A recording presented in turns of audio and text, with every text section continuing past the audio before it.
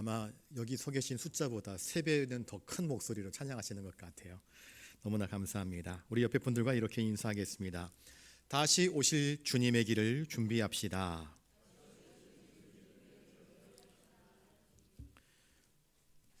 주님은 이미 오셨고요. 우리는 다시 오실 주님을 기다리는 말세의 시대를 살아가고 있습니다. 오늘 본문의 말라기 선지자는 바벨론의 포로로 끌려갔던 이스라엘 백성들이 다시 예루살렘으로 귀환한 이후 에스라와 느헤미야의 지도 아래 예루살렘 성전을 재건하고 또 예배가 회복되었던 기원전 5세기에 활동한 선지자라고 학자들은 말합니다. 그런데 안타까운 것은요, 성전이 회복되고 또 예배가 회복되었는데 이 시기에 제사장들과 지도자들의 부정부패한 행태로 인하여서 사회는 심각하게 오염되어 버리고 맙니다. 부의 불균형, 있는 자들은 더 부자가 되고 없는 자들은 형편없이 가난해지는 불공평한 사회가 되어버리고 맙니다. 제사장들이 외치는 신앙, 종교 지도자들이 외치는 그 말과 행동이 전혀 일치하지 않았습니다.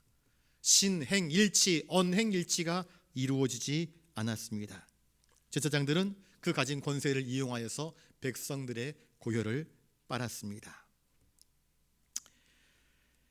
그런 사회의 모습 가운데서 하나님은 말라기 선지자를 통하여서 백성들에게 회개를 요구하십니다. 백성들은 하나님께 예배드리는 것이 힘겨웠습니다. 예배드리는 것조차도 번거롭고 귀찮은 것으로 여깁니다.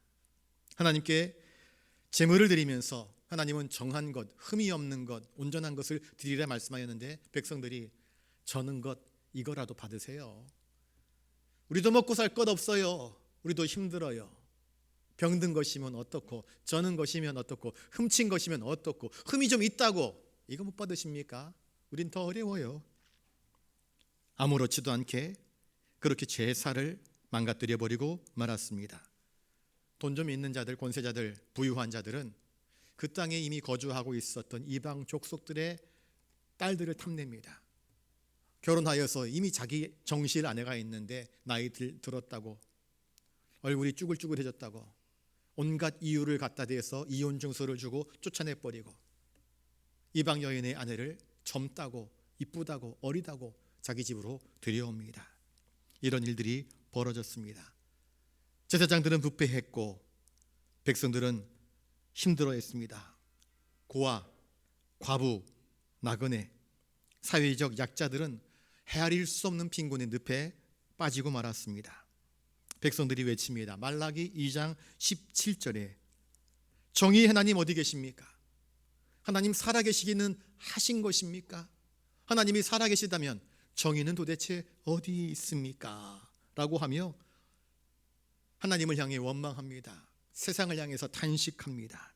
이런 상황 속에서 말라기 선지자는 3장 1절로부터 하나님의 말씀을 전파합니다. 1절을 한번 같이 읽어보겠습니다. 시작.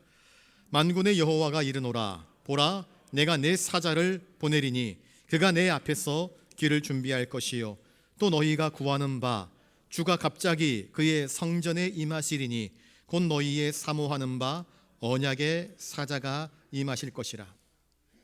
이사야 40장 3절에서 5절에 외치는 자의 소리여 이르되 너희는 광야에서 여호와의 길을 예비하라. 사막에서 우리 하나님의 대로를 평탄하게 하라.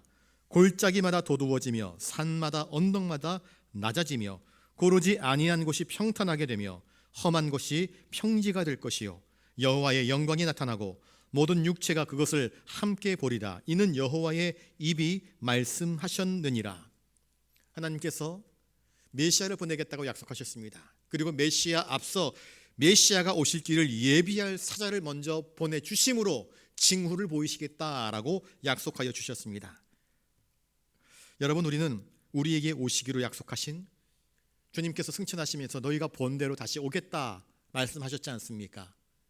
다시 오실 어미하신 심판의 주를 기억하며 기대하며 소망 중에서 우리의 삶을 정결하게 하며 다시 오실 주님 앞에 부끄럼 없이 설 수 있도록 그 길을 예비하고 계십니까? 이것을 우리 자신에게 이 대림절 절기에 대림절 둘째 주일에 조용히 물어볼 수 있어야 합니다. 하나님은 선지자의 약속대로, 선지자를 통해서 말씀하신 그 약속대로 세례 요한을 먼저 보내주셨습니다. 그가 내 앞에서 길을 준비할 것이라 그랬는데, 세례 요한은 하나님이 보내신 사자입니다. 하나님의 명령을 받들어 백성들에게 하나님의 메시지를 증거합니다. 예수님보다 앞서와서 주님의 길을 예비하는 그 일들을 감당합니다. 당시 백성들은요, 헛된 자만심에 빠져 있었습니다. 뭐냐? 우리는 아브라함의 혈통의 사람들인데 구원은 따놓은 당상이다 그렇게 생각했습니다. 혈통으로 구원받는 줄 알았습니다. 우리는 특별한 존재들이야, 하나님이 구별하신 선민이라는 그런 의식이 가득했습니다. 그러나 세례 요한은 외칩니다. 회개하라, 천국이 가까이 왔다. 회개하지 않으면 안 된다라고 선포합니다. 그 결과로 하나님과 백성들 사이를 가로막고 있었던 많은 죄의 장벽이 허물어지면서 회개합니다. 여러분, 주님의 사자들은 하나님과 우리 사이에 죄의 장애물들을 제거하고 그 길을 평탄하게 하고 안전하게 하며 나팔 소리와 함께 위대하신 왕이 속히 우리에게 임할 것을 선포하는 그 길을 준비하는 자가 되어야 합니다. 세례 요한은요, 남들처럼 화려한 옷 입지 못했습니다. 우렁찬 나팔 소리도 없었습니다.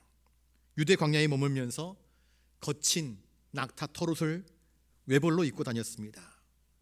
허리에 가죽띠를 띠고 기껏해야 메뚜기 먹고 다니고, 그에게 공급되는 단백질은 메뚜기였습니다. 그에게 가장 최고의 음식은 석청이었습니다. 그러면서 주님의 사역을 감당했습니다.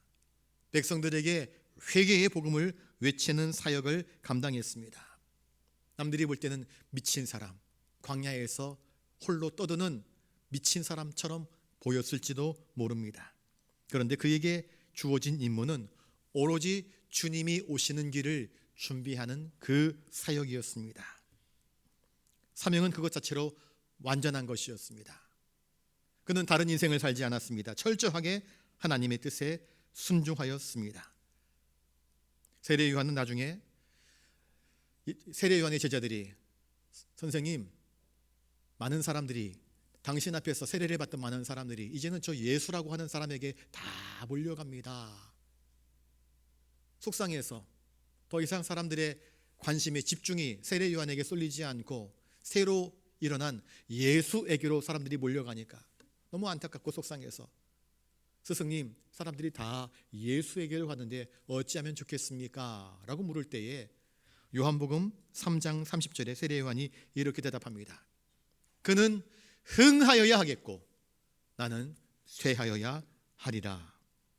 요한의 관심은 세상의 관심, 집중, 인기, 세상에서 누리는 영광, 이런 것이 아니었습니다. 그래서 사람들이 나를 인정하고 존중해주면 좋은 옷 입고 좋은 차 타고 좋은 집 얻고 권세 얻고 높아지고 승승장구하는 그런 인생을 꿈꾸는 것이 아니었습니다. 세례 요한은 하나님이 나에게 맡기신 사명, 여호와 하나님께서 보내신 메시아의 길을 준비하는 것으로서 그는 자기의 사명이, 그 사명에 충실하는 것을 그는 가장 소중한 것으로 여겼던 것입니다. 주님은 제자들에게 말합니다. 그 어떤 선지자보다 세례 요한이 하나님이 보내신 선지자 중에서 가장 큰 자라 하시는 인정과 칭찬을 바로 주님에게서 세례 요한이 듣게 됩니다. 물론 세례 요한은 그때 죽고 없습니다. 그러나 주님은 세례 요한의 순종과 헌신을 기억하시고 그의 삶을 온전히 인정해 주었습니다. 건물을 지을 때요, 기초를 파야 됩니다. 높은 건물일수록 기초를 깊게 팝니다. 10층짜리 빌딩 들어섰는데 기초를 1층만 파면은요, 무너져 버립니다. 최소한 3층, 4층, 5층 팝니다. 터가 깊어질수록 빌딩이 더 온전하게 튼튼하게 세워질 수 있습니다. 삶의 개혁이 일어나기 전에는요, 그 개혁을 위해서 눈물로 기도했던 믿음의 선진들이 반드시 존재합니다. 기도의 준비 없이 부흥이 일어나지 않습니다. 반드시 하나님의 일들이 이루어지기 전에는요, 하나님이 먼저 보내서 그 길을, 터를 닦고 그 길을 닦고 그 기초를 준비한 믿음의 사람들이 있습니다. 솔로몬이 지었던 예루살렘 성전은 그냥 이루어진 것이 아닙니다. 다윗이 전쟁터에서 싸우고 승리하여서 거두어들인 그 많은 금, 은, 보화, 그 모든 것들을 기꺼이 바치는 헌신이 그 밑바탕에 깔려 있는 것입니다. 저를 따라서 한번 해볼까요? 준비하는 자는 준비하는 일을 해야 하고, 구원하시는 주님은 구원하시는 일을 하십니다. 우리는 누구입니까? 우리가 구원자입니까? 아니지 않습니까? 우리는 누구입니까? 준비하는 자들입니다. 여러분, 자녀를 위해서 준비하지 않습니까? 자녀가 노트 사고 책가방 사고 하지 않았지 않습니까? 부모님이 다 책가방도 사주고 책도 사주고 신발도 사주고 체육복도 사주고 공부할 수 있도록 기초를 마련해 주지 않습니까? 준비하는 자는 준비하는 일을 해야 합니다. 주님은 세례 요한의 준비하는 그 사역을 크게 칭찬하셨고 인정하셨습니다. 주님의 길을 준비하는 그 준비의 사역 이후에 주님의 부흥케 하시는 역사가 이루어지는 것을 우리가 기억할 수 있기를 주님의 이름으로 축복합니다. 그러므로 준비하는 일은요, 준비하는 것 자체로서 하나님의 일이 되는 것임을 또한 우리는 기억해야 합니다. 또 너희가 구하는 바 주가 갑자기 그의 성전에 임하신다라고 말씀하고 계십니다. 아도나이, 온 세상의 주님, 만왕의 왕, 만주의 주 되신 주님께서 이 세상에 임하십니다. 백성들은 외쳤습니다. 정의의 하나님 어디에 계십니까? 나라는 엉망진창, 제사장들, 레위인들, 백성들의 지도자들은 지 멋대로 자기 욕망 따라서 나라를 엉망진창으로 만들어버리고 백성들은 아파하고 힘들어하고 곤혹스럽습니다. 누구에게 원망을 하겠습니까? 누구에게 탓을 하겠습니까? 그래서 하나님을 향하여서 부르짖는 것입니다. 정의의 하나님, 하나님은 어디에 계십니까? 이렇게 부르짖었던 것입니다. 선지자를 통해서 말씀하십니다. 너희의 구하는 바 주가 갑자기 그의 성전에 임하시리니. 여러분, 주님 언제 오셔요? 언제 오셔요? 불평만 하는 것이 아니라 주님 맞이할 준비가 되어 있어야 합니다. 막연한 기대, 입술의 부르짖음만으로는 안 됩니다. 거기에 부응하는 성도의 주님을 맞이할 준비가 철저하게 되어 있어야 합니다. 주님은 그의 성전에 임하십니다. 난지 8일 만에 부모님의 손길에 이끌려서 할례를 행하려고 성전에 올라가심으로 이 약속을 이루십니다. 12살 유년기 때에 유월절 절기를 지켜서 성전을 방문하심으로 두 번째로 이 갑자기 성전에 임하시는 그 약속을 이루십니다. 또한 성전에 올라가셔서 성전 안에서 벌어지는 더러운 일들, 성전을 정화하는 일들을 통하여서 주님은 마침내 이 언약을 이루어 내십니다. 곧 너희가 사모하는 바 언약의 사자가 임하실 것이라. 백성들은 메시아에 대한 기대가 있었습니다. 먹고 살기 힘들었습니다. 예수님 당시 백성들입니다. 매일매일 사는 것이 지옥 같았습니다.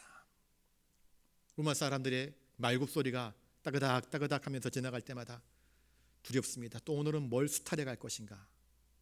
또 오늘은 뭘 달라고 요구할 것인가?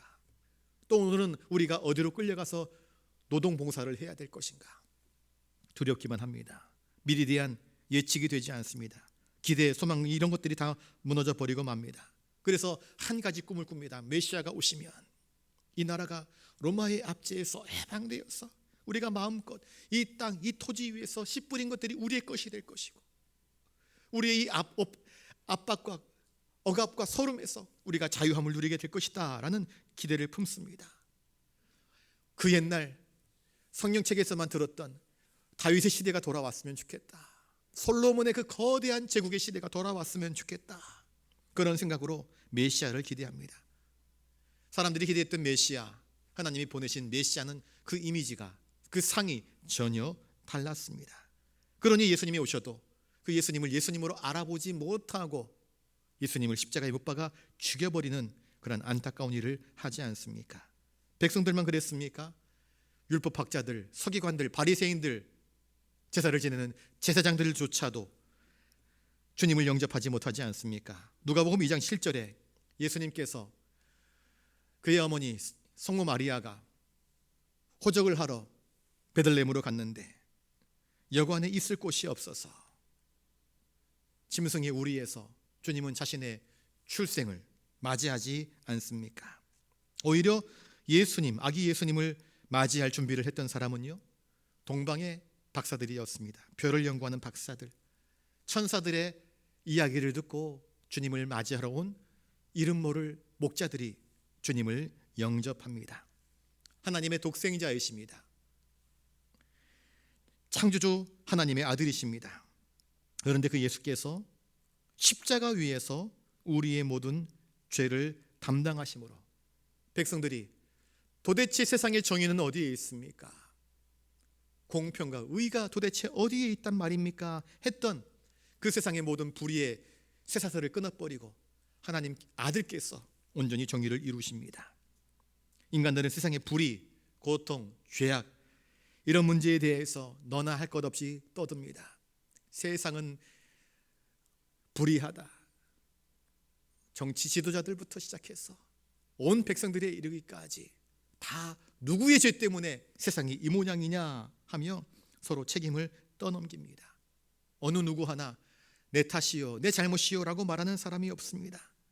더 나아가서 백성들은 이제는 너무나 먹고 살기 힘드니까 정의의 하나님은 도대체 어디에 계신 것입니까? 라고 울부짖으며 그 책임을 마침내 하나님께까지 떠넘겨 버립니다.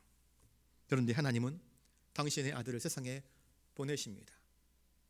그 아들 독생 성자 예수께서 우리와 똑같은 인간의 몸을 입고 우리의 죄를 몽땅 뒤집어 쓰시고 십자가, 고통의 자리, 절망의 자리, 사망의 자리, 죽음의 자리, 온전히 의를 이루시는 그 자리 위에 자신의 생명을 내어놓고 매달리셨습니다. 주님은 우리의 죄를 대속하십니다.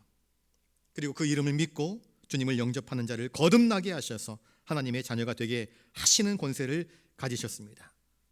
주님만이 우리의 일그러진 생각들, 우리의 왜곡된 마음가짐들을 온전히 새롭게 하시고 거듭나게 하시고 온전케 하시고 은혜 받기에 부족함이 없도록 우리의 삶을 개혁하시는 주님이십니다. 어떤 왕, 어떤 정치가, 어떤 선인, 어떤 성인조차도 주님이 하신 일을 할 수 없었고 또 할 수 있는 사람이 없습니다. 저를 따라서 한번 해보겠습니다. 오직 예수님만이 우리의 주님이시요 우리의 유일한 구원자이십니다.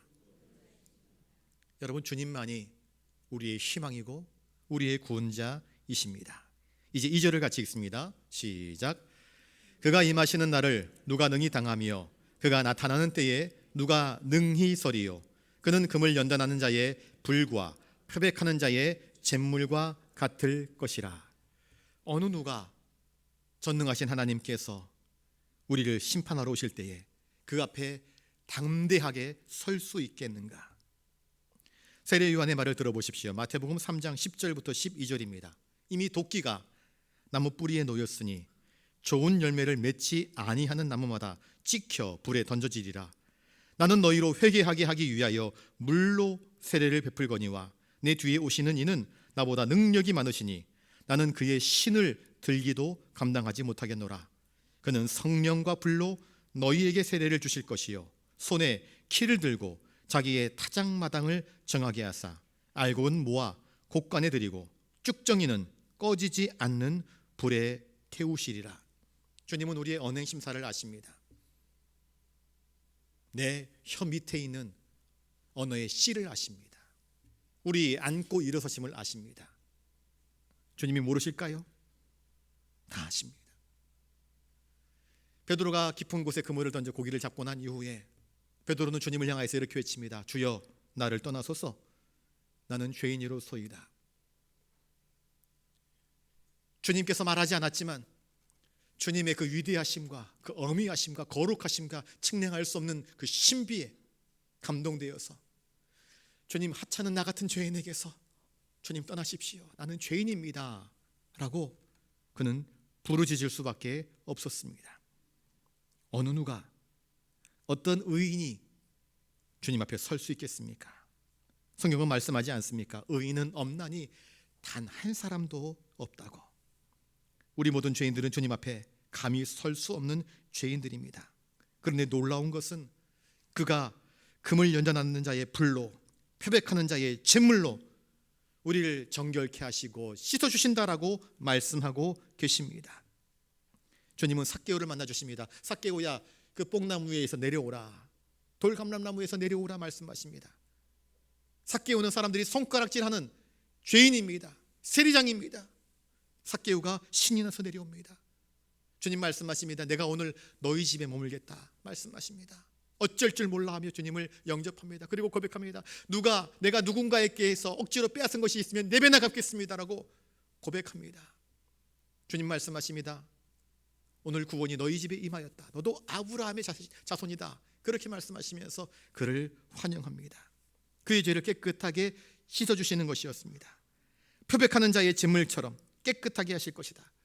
지금은 세탁기에 넣어서 빨래를 하는데 예전 세탁기가 드물었을 때는 어떻게 빨래를 했습니까? 아낙네들이 빨래터에 빨랫감을 들고 가서 졸졸졸 흐르는 시냇물 위에서 평평한 바위 위에 빨랫감을 놓고 막대기로 그걸 두들기면서 빨래하지 않습니까?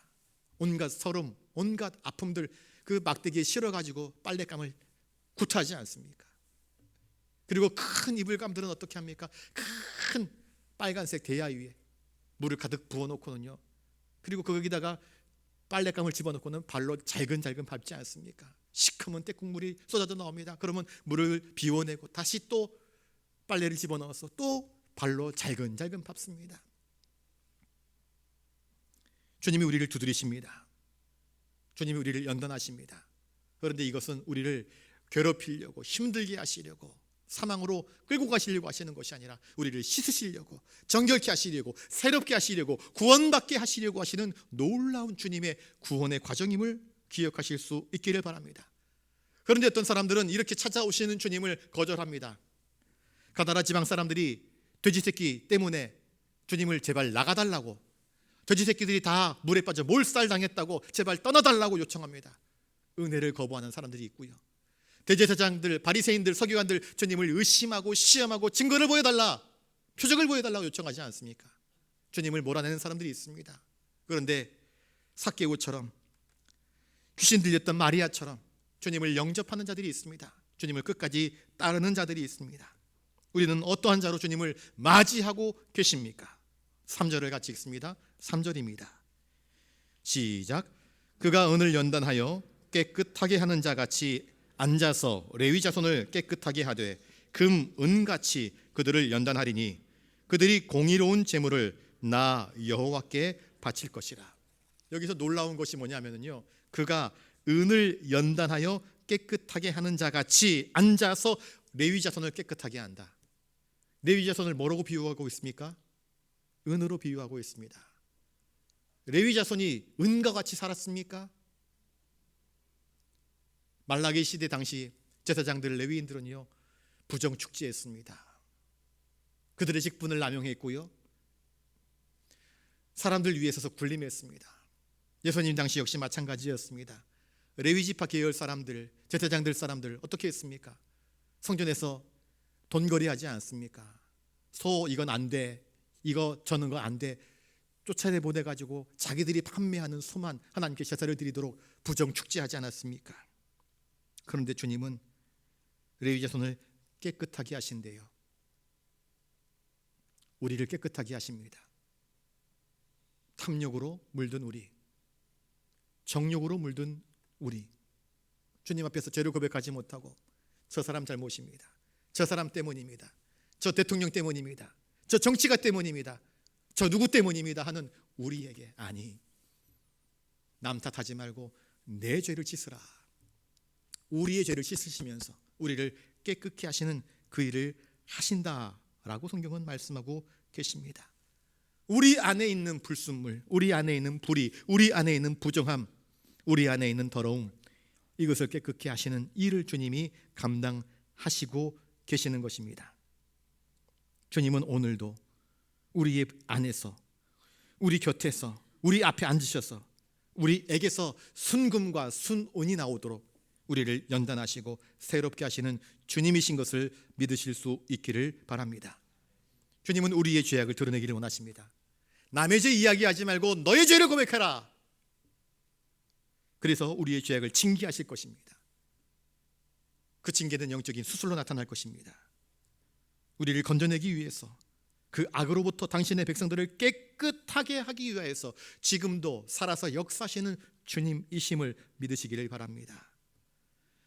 이사야 42장 4절에 그는 쇠하지 아니하며 낙담하지 아니하고 세상에 공의를 세우기에 이르리니 섬들이 그 교훈을 앙망하리라.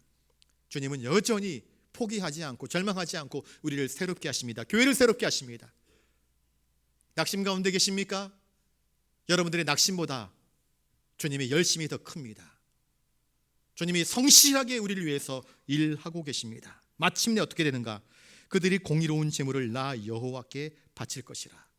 순금처럼 순은처럼 정결함을 덧입게 될 때에, 그 은혜를 알게 될 때에, 비로소 눈이 뜨여질 때에, 사울이었던 자가 바울이 되었을 때에 자신의 온 인생을 하나님께 송두리째 내어 바치는 것처럼 진정한 감사, 때 묻은 감사가 아니라, 세상적인 감사가 아니라 영혼의 감사, 기쁨, 그 은혜를 알고 더 이상 훔친 것, 저는 것이 아니라, 비록 그것이 두레돈이라 할지라도 내 정성 다해서 소년이 바쳤던 보리떡 5개와 물고기 2마리처럼 있는 것 가지고 부끄러워하면서, 그러나 진실한 마음으로 주님께 드리는 거룩한 예배가 이루어지게 될 것이라 말씀합니다.